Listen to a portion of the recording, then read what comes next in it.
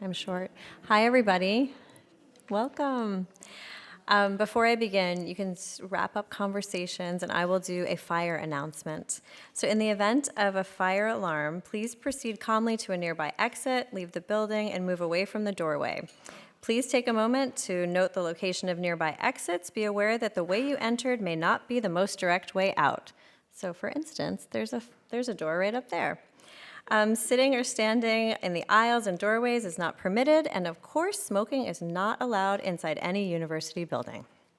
Okay, so welcome everyone. I'm Heather Bendari, Adjunct Lecturer in Visual Arts, and it's my pleasure to welcome you to our first lecture of the 2022-2023 school year. This evening, I'm super excited to introduce you to Letha Wilson. Before we go any further, I'd like to begin with a living land acknowledgement. Brown University is built on what is now called College Hill, part of the unceded ancestral homeland of the Narragansett Nation.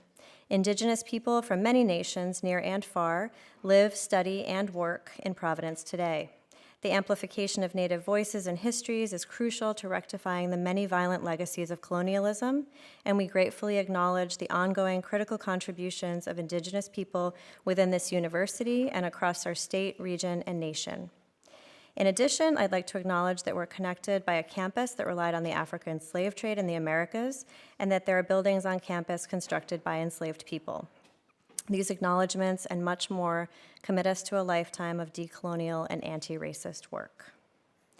So now I'd like to thank Leslie Bostrom, the Chair of Visual Arts, Christine Dodd, Winnie Geyer, CJ Liu, and all of Media Services that's been involved in facilitating this evening's event.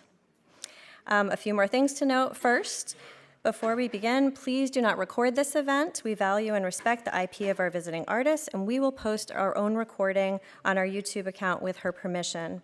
Still shots are okay for you to take, but if you do so, please tag at Brown Visual Arts and at letha.wilson on Instagram. Second, after Letha's presentation, there will be a Q&A. There are 2 microphones in the room. You can see them in the aisles. It's expected that anyone can come up, ask your question, and then she will also be here after her lecture for a few minutes to answer questions personally. So now I get to introduce Letha Wilson. I'm so grateful that Letha is able to join us. I fell in love with her work years ago when I saw her photograph standing in the middle of a room. And I just stopped because I was thinking, what is this, sculpture? Is it photography? What is it? The complexity of this unexpected work really stopped me in my tracks. The texture was astounding. The pieces have weight, both literal and conceptual, and I get really excited whenever I get to see them in person. I hope that some of you saw them in the deCordova Sculpture Park up until this past spring. Beautiful in the grounds. So Letha Wilson is known for combining photography with industrial materials like concrete and steel. She explores the magnetic pull of the American West, alluding to landscape's intrinsic role in our own myths of reinvention, endless possibility, and inevitable promise. Raised in Colorado, Letha currently lives and works in Craryville, which is in upstate New York, and Brooklyn, New York. She earned a BFA from Syracuse and an MFA from Hunter College. Residencies are numerous. They include Skowhegan School of Painting and Sculpture, MacDowell, Yaddo, Bemis Center for Contemporary Arts, and the Headlands, among many others. Letha has exhibited at MASS MoCA, deCordova, like I just mentioned, the International Center for Photography, Columbus Museum of Art, and the Aldrich Museum of Contemporary Art. Letha's work has also been reviewed in Artforum, Art in America, New York Times, and The New Yorker, among others. And right now, she's joining us from her Artist-in-Residence, Windgate Artist-in-Residence at SUNY Purchase. So please join me in welcoming Letha Wilson.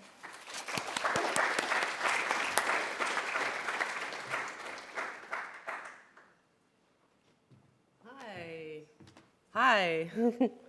Thank you, Heather. That was a great, lovely introduction. It's nice to see you again after many years. Yeah, I'm really happy to be here, so thanks for showing up. So yeah, I grew up in Colorado and moved to the East Coast when I went to undergrad at Syracuse. And my family spent a lot of time, like we would probably starting when I was in 6th grade, we would do these like intensive backpack trips. Just recently, I kind of added a few of these photos into my presentation that I just kind of unearthed. I like to say, so basically every summer, we had like a camera that we'd pass around and different people would take photos. And then my dad would choose like the best one and we would blow it up and put it on the wall. So like this was one that was on our wall. So often, mostly the photos didn't even have, usually people weren't in the photos, but the landscapes of where we went. So you could see here, I'm taking a photo and that's my mom. So these were so basically when I went to Syracuse, I was a painting major there, but I was carrying around these photographs from Colorado and from these trips and kind of started working with them even in undergrad. And even though I was a painting major, I was really interested in work that crossed over, that could be painting and sculpture, that could be abstraction and representation. And then this is like a small piece from grad school. So then I moved to New York City right after undergrad. And after a year, I went to Hunter. So there, I was still kind of carrying around these photographs and working with them. This is just whiteout of one element of this photograph. So again, thinking of the image as could it be both a representation and an abstraction. And then at the same time, I think as a viewer, I was the most interested and engaged in what sculpture, seeing sculpture and experiencing sculpture and work that kind of enveloped the body. So one of my many day jobs, I worked for a gallery, I worked for Artist Space throughout grad school part-time, and also worked for this artist, Jason Middlebrook, and he was a preparator and at a museum, so he taught me how to build walls. So I built this waiting room. This is something I made in grad school in my studio. So finally, like towards the end of grad school, the last year, I made these pieces that were very literally merging these kind of ideas of sculpture and photography into, I call these extrusions. And at the time, I noticed, even in the newspaper, like gallery listings, photo would be separated from other galleries, which I thought was weird. And I just felt like there was a lot of conventions surrounding photography that didn't really make sense to me, so I was interested in kind of how could a landscape photograph be contemporary? Why can't you screw a hole through the photograph? So these pieces is almost like they're using the outline of shape. This is actually my mom and dad. This photo I took in Nevada, and the forms are almost coming out of the wall and through the piece. So even though they're using this two-dimensional shape, they're also kind of obliterating it and covering it up. So this one's quite large. This was a photo of a hotel on the Vegas Strip, and the photo itself is 5 feet square. So this is like a huge piece that basically, I think I ended up burning it in a bonfire a couple of years after school because I didn't know how to store it. At the same time, I started making videos in grad school, and I had this whole series called Possibilities for a Car Drive, where the single frame would divide as it turned and turned and turned. This is just a still, but it was like another way of sort of negotiating the landscape and kind of working through that and using video. So I made like one video, say, every year, but actually after grad school, this is kind of what I was actually showing a lot with the videos. And then I was invited to do my first outdoor sculpture. This is probably 2004. And because I had this experience building walls at galleries, I had this idea of sort of flipping the gallery wall inside out and using the gallery walls to build this structure outside, like a lean-to. So all the materials were recycled, or they were actually being demolished from Artist Space. So that's another sort of constant in my work is this investigation into materials and what if you ask them to behave in a way they're not supposed to. So you're not supposed to put drywall outside, but what if you do? And then this is a result of like how it kind of wore down. This is up for 6 months. So interested in really pushing the material. And then from that piece, this was at a show at Socrates Sculpture Park called Waste Not, Want Not. And again, all the wood and drywall were culled from a weekend art fair called the Dark Fair, and they were throwing out all this wood, and all the walls are from a Jasper Johns show at Matthew Marks they were tearing down. So that was a cool project because all the material was there in the park, and then all the plants and dirt went back into the park afterwards. So after grad school, I started working in artist space full-time, mostly because I needed health insurance. But it was an education into itself, working in this arts organization full-time. And this is like I would say this was my last extrusion piece, and it was in a corner of the gallery, and it's kind of turning from my dad into a Joshua tree. So around this time, I really wanted to do an artist residency, and I kept getting rejected from everything I applied for. So I decided to give myself an artist residency at my parents' house and took over my brother's basement. I was like 30 at this time, by the way. So if you go to my Instagram page, my mom sent me this acceptance letter on marbled paper, Dear Letha Wilson, which was very sweet. But I guess the point being, sometimes you kind of need to get away or do these, for your art or your work, and you can make your own opportunities. I did not put that on my resume, but it was very important for me at the time, and I think that was the nice thing about living in New York is I could sublet my apartment, I could work freelance, I was doing web design.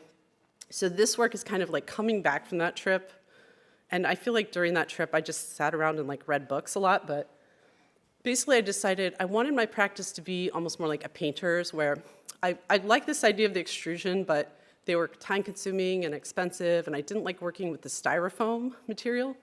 So I actually started, when I came back, I went back to the darkroom. I was already shooting with film, so I started printing my own photos, and it made it actually less precious than the digital printouts that were more expensive. And working with materials that had more of a relationship with nature, or I was interested in materials that kind of had this dual language between, say, architecture and nature, like a 2x4 or drywall. That drywall is kind of rock and paper, things like that. So this, and also that the sculptural, it's a little bit more poetic. They're a little smaller, a little more playful. So this is one of those earlier pieces. And these are a couple from that time. So this, what year? Probably 2006. And thinking of the photograph, this idea was almost like if you shot an arrow through the image, how would that photograph fold and flail out? So this was a note I had in my studio from that time, ways to say F you to a photograph while still adoring it secretly. Arrows, bullets, bombs, fire. So yeah, I've done a fair number of these over the years, but it's sort of, it's like this frustration with, it's like the beauty of these photographs that I'm skeptical of, but they're true, but they don't really live up to that original experience of being in the place. They're flat, they're kind of dead, so it's that combination of kind of yearning it inspires, but frustration that I was thinking about, and specifically in terms of landscape photographs. So now that was sort of chronological. I'm now going to show the work flipping through different years, but more thinking of my approaches to the photograph itself.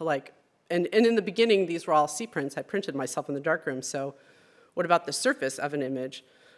This was an early piece, and there was a moment when I realized that I changed how I was shooting. It wasn't just looking for, I think I used to look for a certain kind of vista or go out to these spaces searching, and I realized actually this pile of rocks or this tree, this close-up could also be an image I use. So that opened it up so that when I'm out shooting, I'm just sort of aware and present and take it in. I don't have expectations, so that kind of frees me when I'm shooting. So thinking about the surface, this is dipped in cement. These are pushed face down in cement and let sit for 24 or 48 hours, and the cement actually sucks the emulsion out of the photographs. Thinking about the frame of a photo, and what if the photo is coming out of the frame. This is called granite tumbler. Here is vertical horizon. This is actually a pretty small piece like this. But that's something I will talk on before, but I really like this idea of how a photograph can scale. Again, this has some cement poured into it, coming out of the frame. How is a photograph held up to the wall? Like, how is it physically held? This was a piece, one of my ex-boyfriend bought me a medium format camera for Christmas. I'd never bought a camera before, and he gave me this one, and it's an old, I still use it. So this was one of the first photos I'd shot with it in this beautiful area. My parents had moved to Northwest Colorado. So I had printed this and was carrying it around for a while because it was so pretty and I didn't know what to do with it. And then I had just had this idea of punching it in the face. So it was and I realized, okay, I can use this piece of wood that's holding it up in a single cut, and it's sort of plugging it and holding it, and the photo moves and, has its own nature, and this relationship between the image of the trees and the wood itself. So that was kind of an important moment for me. So thinking about how the photograph's held to the wall. So this is a 2x4. The hole's cut in the drywall, and the 2x4 is pushing into the wall, holding up this photograph. This is kind of small. It's maybe 2 feet or so tall. Then I did a larger version of that idea for a show at a museum with a 12-foot piece of wood. So scaling up that idea, and that the only thing holding up this photograph is the pressure of that 2x4 pushing it into the wall and the corner of it. This is a piece with found glass, so the glass is holding up the photograph, and there's a pipe behind it. This was from 2019. And this, I've done a view of this variation called slotted sunset or slotted sunrise, where I cut slots in the drywall and actually push the edges of the photograph into it, so it's sort of bending out. So again, the photo just being held up by its own pressure. And a lot of times I'll have a small idea and then scale it up as I kind of understand the process better. This was for a show at this gallery at American University it was a round gallery, which, what is an artist supposed to do? I don't know. What am I going to do? I can't hang anything on the walls. Your walls are round. Who is this architect, Well, I'm going to put a hole through the whole thing. And so I like this idea of it sort of being a plank that is puncturing the photograph. It's definitely a nod to both Richard Serra's piece and Charles Ray piece, referring to this lean action. In a piece like this, it really is almost like a performative moment where I'm on a ladder, and this is just a digital C-print that's 6 by 8 feet. So a real moment. Again, how is a photo held up into the wall? This is a concrete column that I cast around a single photograph. There was a point in time that, well, after I'd been making the work, I was well, I had this idea for I saw a Ken Burns documentary in the Grand Tetons, and I was oh, I have an idea. What if I just go on the internet and download an image of nature? Who cares, right? So I kind of spent some time looking, and I was you know what? I have to go to the Grand Tetons, and then just making a decision that it was important for me, whether or not the viewer knows that I took the photographs, that my journey of going to these places, observing, taking the time, and coming back, that's part of my work. So it is important to me that I've taken the photographs, and also weirdly, because I took the photograph, I don't feel bad completely effing it up. It's mine to destroy. It would feel weird to do that to someone else's photograph. So for those reasons, this was a photograph I took at the Grand Tetons. And to a larger scale, a steel I-beam pushing this photograph into the wall. It's a 10 foot by 12 foot or 8 foot by 12 foot photograph. And thinking about the back of an image and the front and the wall behind. This is, I would call it a drawing from maybe 2010, where there's a piece of paper mounted to the photo that's painted red, and then you have these little triangles, almost like an advent calendar or something, and So you have these little pokey moments, but I love that you can see the back of the photograph and the front and the wall at the same time. And for a series I did for the Armory, these are bronze pieces that go through the frame, so the wall is bare here, again, going through the photograph. I've done a couple of artist books, which I really love, and that's a great opportunity for me. They always have like cut elements or hand-ripped elements, and that you could see both sides of the photograph as you're flipping through the book is exciting for me. So I really enjoy that process. And also that you're touching it, holding it with your hand. So it's a quite intimate experience, I think. What's behind a photograph? So this was a piece I did for a show at Art in General where they had like a hidden window. So one of the things, because I learned how to build walls for galleries and make walls, I understand. It's like because I can make them, I can destroy them and pick them apart. But a lot of times there's hidden architectural moments in galleries you would never know. So this is a hidden window that I opened up and then put the drywall back on and cut these little holes out of the drywall. And this is a photo mounted to aluminum. And then this, so the light will come through the piece at different times of day. I mean, I had no idea it was going to be this like Big Dipper thing happening. But it is this sort of surprise when you're in a space, a gallery, and then like even when it's nighttime, you can feel the draft of the air come through. So I really like that tension. Again, what's behind a wall? And this piece is being held up by a pipe that goes through the wall. And then for this piece, this was a great opportunity. This was a really ideal for me, working with this space. This is at the Pacific Northwest College of Art in Portland.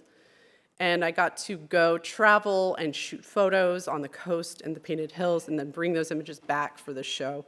And this is, again, there's two huge windows behind this wall. So installed this almost like giant wallpaper image of the photographs and then cut slits out so the light would come through on the very rare sunny day in Portland.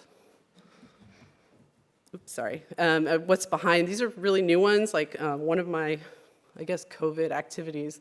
My husband got a job in Hartford, Connecticut, and there's this really cool maker space there, so I just took all these welding classes, and I've just, over the past few years, got really into metal. And now I can use UV printing to print directly onto anything, basically. So these are prints directly onto steel that I then fold and weld afterwards. But in this case, yes, the frame is showing you the wall behind there. And thinking of the surface of an image and how folding that or changing the surface changes the image. This is an early piece where it's just folded into a paper airplane and then unfolded, and how much that changes it. This one's called Hug. This is another photo from the Grand Tetons. But again, thinking of the photo as like a body that's sort of holding itself. And really experimenting, like what happens if I slather cement on this? I don't know. And this accordion fold is something I go back to a lot. I think it's even something as simple as a fold to the image, how much that changes it. Really interested in that. Then all of a sudden these new shadows are created. It becomes a new physical form in space. Of course, geometry happens and repeats. And this, it's actually poured solid concrete. So I put the photograph face down and pour the concrete from behind. So again, this would be a piece I would start with a small version and iterate, but sort of that horizon line getting sunken in. And this is a photo I took at the Salt Flats. So the piece weighs like 300 pounds, actually. And then a lighter version. So again, this is printed directly to metal, so this is on zinc that can kind of bend and move, kind of going back to that hug form. I like this piece that, however, depending on where you're standing and how far away you are, the moon kind of tucks and gets hidden or comes higher or low. I think it's something I think about a lot, is like when you're in the landscape, thinking about the horizon line and the sort of level line, and when you're in the gallery, using this level line to hang things and this sort of language of visual, organization. Interested in that. Again, folded photo with concrete. I've now, since the residency in my brother's room, I've actually gotten into some legitimate residencies over the years, and this is at the Headlands Center for the Art, which was amazing, and like, I got obsessed with hiking and shooting, and so to be able to really spend time in some of these beautiful locations and gather materials is really important to me. Again, how's it hanging? Bending the photo, hanging it into the wall.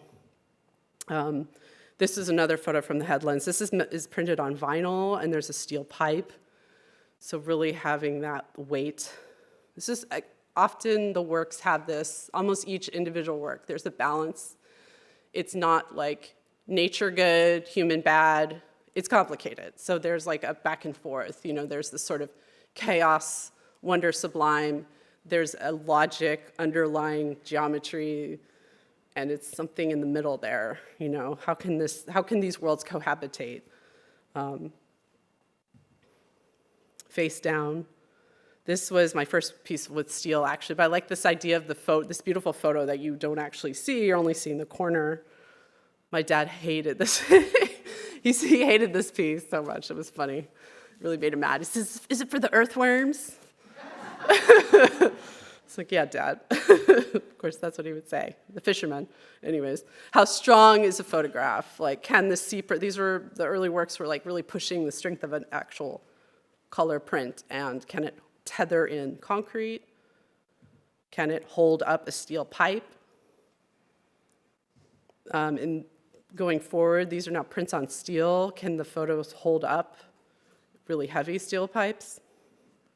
This is for a show in Paris.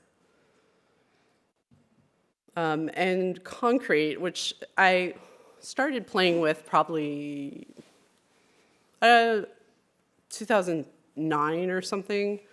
I was interested in it, and I'd seen an artist who used it in a way that was very elegant, and I was like, maybe concrete can be kind of organic and elegant. This was an early piece where I literally drilled a hole in the back of the photo and like poured the concrete through. But I was surprised at how well these materials worked together. Like the plastic of the seat print offered to resist. Then I started pouring them in frames, where it was kind of a blind process where I couldn't see them. So these were earlier pieces of that.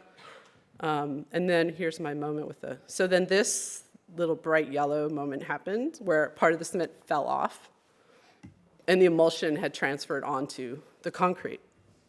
So then I did my first happy accident version of that, where there's the photograph, the concrete, and the transfer.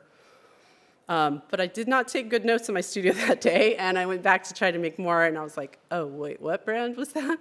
So I had to spend like a good 6 months testing. Is it Fuji paper, Kodak paper? What brand cement? How long does it cure? What colors can I get?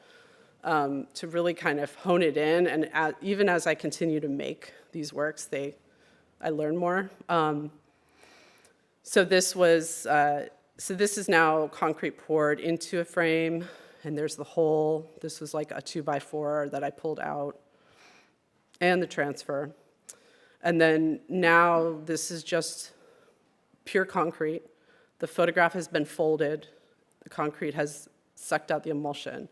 So the photo's providing the image, but also the form to these pieces.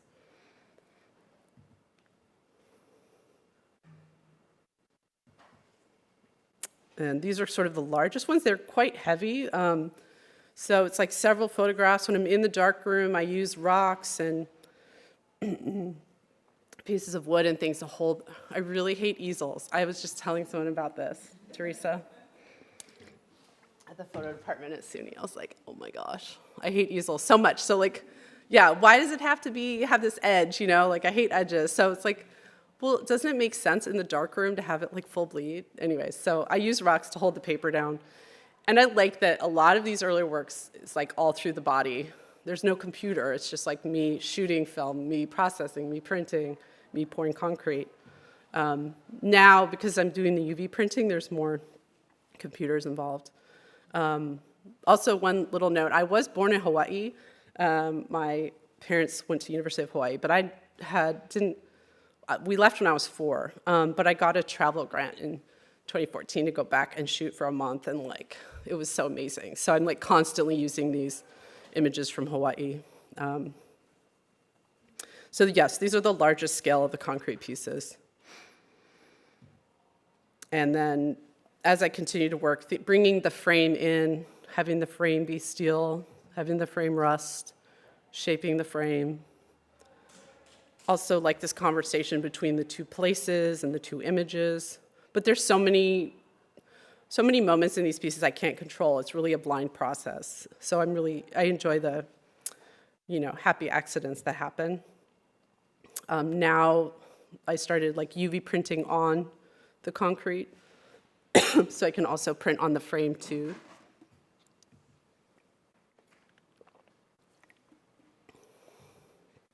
And kind of like going back, some were like little tests I did before that I hadn't followed, but adding color to this concrete and pouring them more in layers. This was a piece I poured in 2021. Wait, what year is it? Yeah. And photos I took at Death Valley. So the titles of the work often have like the place, something like the move or the material, and then the place that I shot the photos in. And sometimes, the other nice thing I enjoy about working with photograph, it's an archive that I have. So it continues to grow, and sometimes I'll go back and look at images that I kind of forgot about. So it continues to change and be interesting to me. So like for this piece, I went back and used one of these photos I took in Hawaii. And so, yeah. So then this piece, it's funny. I never really know where to put this piece in the slideshow, but it goes back also to the drywall works. So I made the first version of this piece.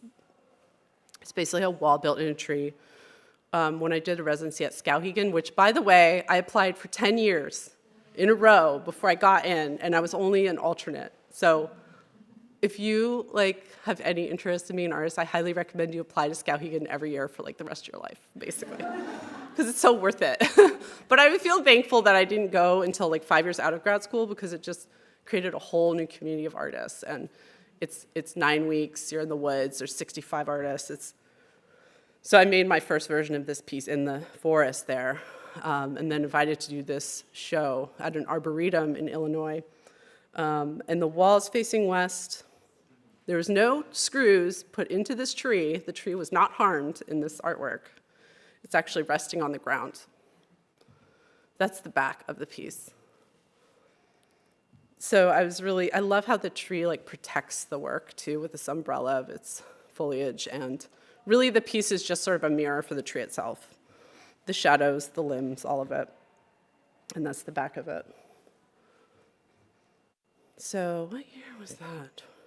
So right after I did that piece, I had just done a residency at Bemis, and the curator invited me to come up with something, and I had this idea kicking around of what if the architecture of the gallery was the sculptural intervention going through the photograph. So in this case, it's a giant wood column and a photograph of a tree that I scaled up and kind of installed in the space. And then after that, for the show at Art in General, this piece is called Moonwave. I wanted to do another piece using the column, almost thinking of the column like a line drawing. I wanted it to bend. I wanted it to be double-sided. So I built this piece on site. For this show, it was so special. I had basically 4 or 5 weeks to work in the gallery and make the work. So half the time was making this piece. And at the end of the show, it was destroyed. So it's kind of interesting that then the works end up only existing in images of them. And this is also from the Grand Tetons. So again, thinking of the scale of the architecture, having the photograph go through the wall. This is a double-sided photo. This is for a show at Hired Pictures. Kim promised me there was no pipes in the wall, and then I went to install this piece, and I hit something. So it was really supposed to go much farther into the back room, but it went this far into her office.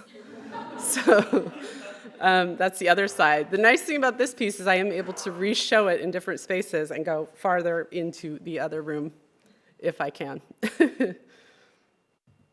And then this was just finished in 2020, my first public art permanent installation at elementary school in Brooklyn, PS 132K. So this is a very cool project, but man, it took 3 or 4, I mean, to work on something for 3 years, that was a new thing for me. And be able to work with fabricators, and this is dye bond, printed on, folded. So there was 3 artworks in the school. I actually taught myself how to like thermoform plastic in order to make these sort of tongues. And again, the sort of geometry that comes back.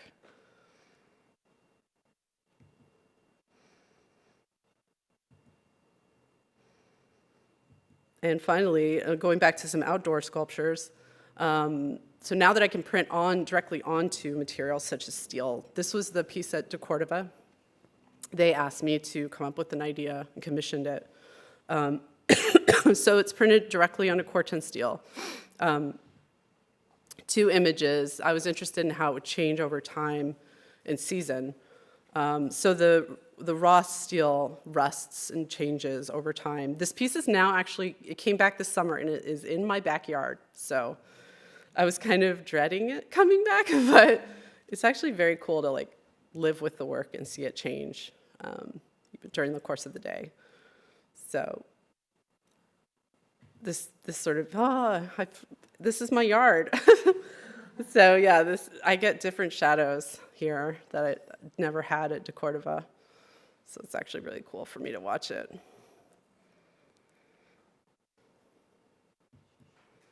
And here's a couple more large-scale steel pieces. This one's in Delaware. I'm actually going to take it down this weekend.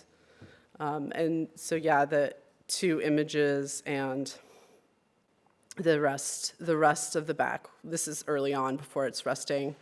But thinking about now, yes, the work's going back into the landscape, and what does that mean?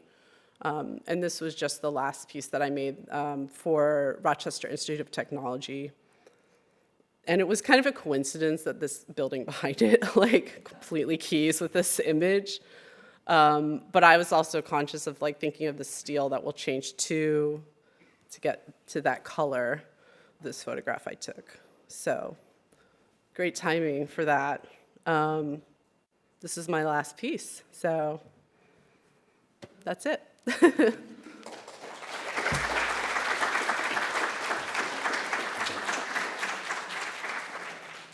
I will answer any question, so don't be shy. Anyone?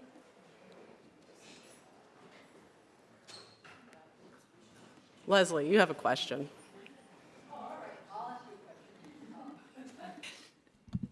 What I wanted to know was, in the outdoor pieces, how does the weather change your pieces, and do you like what it does? I thought of the piece under with the tree coming through it. Like, trees drop things, and there's sap, and there's stains, and all kinds of things. So I just wondered what happens there, and whether you like that that's incorporated into the piece, or how you deal with that.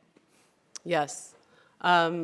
I do like all those elements. I mean, it's interesting because the piece is sort of protected and upright. Like, I would love to actually build one of those on my property, because the longest I've ever had one outdoors is like 6 months. So to really see it corrode over time, the nice thing is the tree would, it can move within there. So I'm very curious. I mean, sort of even from those early drywall pieces with the lean-to, like, what happens? What happens when you leave it out there for a year or 2 or 3? And definitely with the Corten pieces, it's been very cool to watch. It's like they change, so then the image recedes and the Corten comes forward. I don't know. I love that. And even with the shadows and the seasons and all that, I'm very interested in that. Thank you. Thank you. Anybody else? Don't be shy. Hi, thank you for the talk. Something I'm really amazed by with your work is how these objects retain a very delicate, sober, and I don't know, the surfaces of these images are really clean and like not like harmed in any way, despite the sort of objective of the work being like crushing them, doing violent things to them. Do you have to work with a lot of prototypes or sort of rehearsals to make the final product, or is this sort of an improvisation? I mean, there's definitely like hundreds of little or other pieces behind all of these you see, and I'm always sort of testing and testing and testing and testing.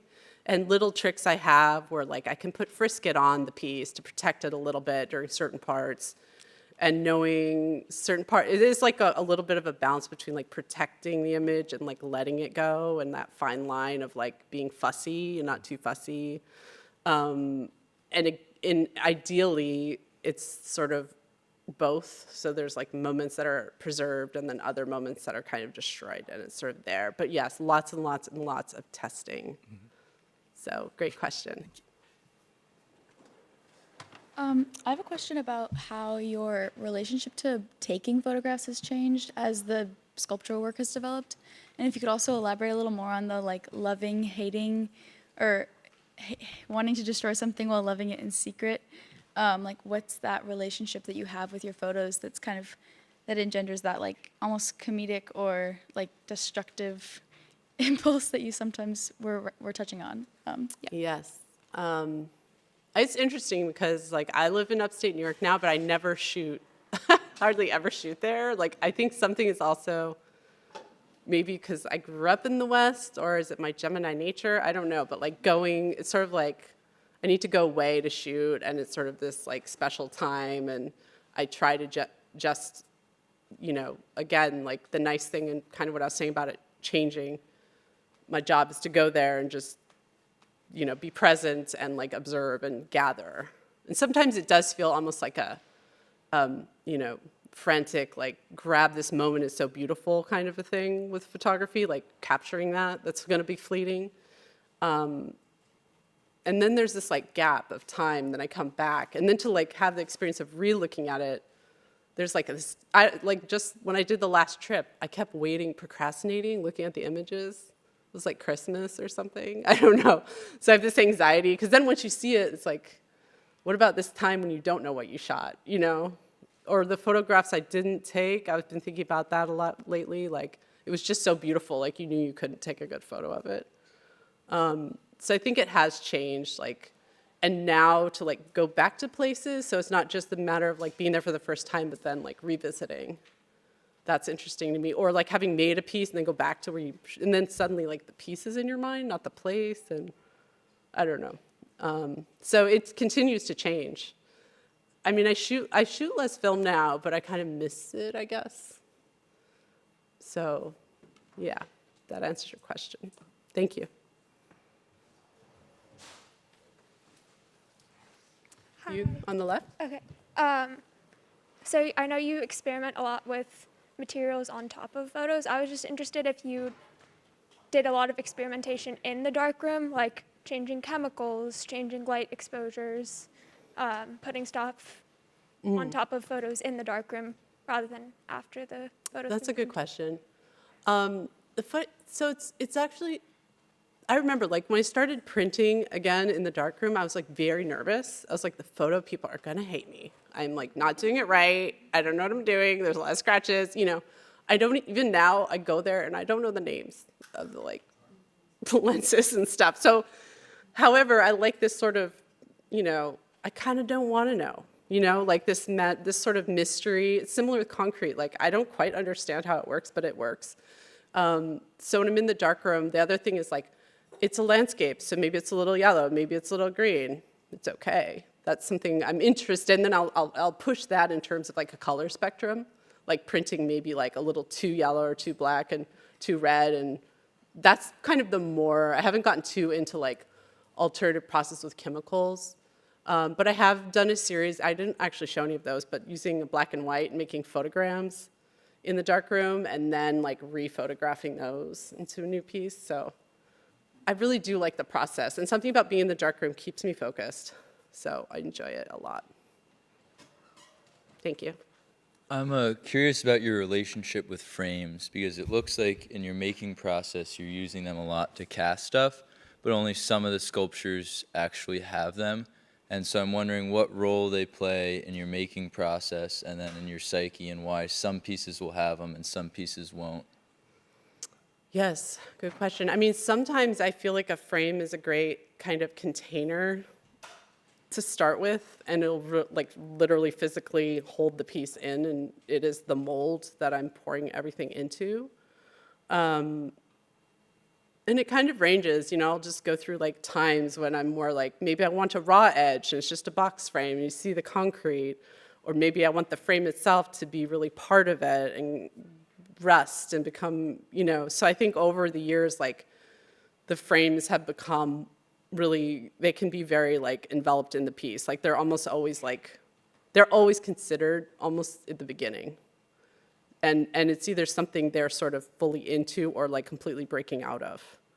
But I love that as like a starting point, because I think often, is that the last thing you think of if you make a photograph, the frame? I don't know. So like what is, to me, that's like the first thing I think of. So, thank you. Anyone else? I'm really curious about your transition from highly experimental process, which the results are, you know, uniquely refined, to working with fabricators. I'm kind of curious what some of the challenges and maybe insights, having gone through that process, might have been. Oh, yeah. It's hard for me. I like doing it hands-on, you know, but there's limitation to my body and even the printer size and things. So the flatbed printing has allowed the scale to get bigger, which is exciting, but then I lose this control, and then, you know, sometimes the pieces never come into my studio. Of course, I go there and bug the guys, whatever, like I'm in their face, but it is a little hard because at some point, like my body just can't, you know, like for those like bigger concrete pieces, I have to hire like people. I can't physically do it myself. So it's a little bittersweet. But now it's like the model making is part of what I'm doing all the time. And I can still, I mean, it's constantly finding the people to work with, because some printers won't even look at me. You know, like I can't go to any printer. I have to find someone that has an artist sensibility or will let me try something. And I've had to like end relationships because they start jacking up their prices. So it's a constant negotiation with fabricators for sure. But it's also kind of, I mean, I like working with people too, so there's that part of it. And also like using their brain. Like if I could know all the things that my metal guy, it was my roommate in one of my many Bushwick apartments, is now like partner at a metal shop that I use. So I just go in there and like steal their patina and ask them a bunch of questions. So yeah, thank you, good question. All right, well, thank you very much for coming, I appreciate it.